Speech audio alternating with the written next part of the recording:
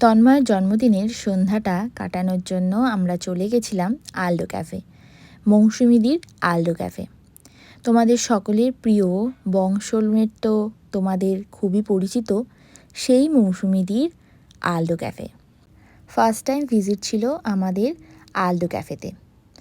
ভেতরের অ্যাটমসফিয়ারটা আমাদের দুজনেরই খুব ভালো লেগেছে।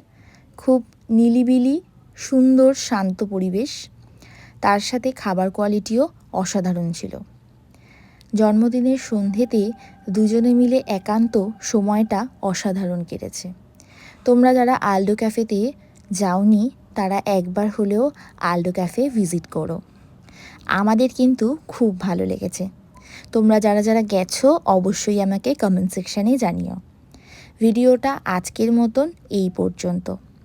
তোমাদের ভিডিওটা কেমন লাগলো অবশ্যই জানিও। তন্ময়কে সবাই আশীর্বাদ করো, ভালো থেকো, সুস্থ থেকো।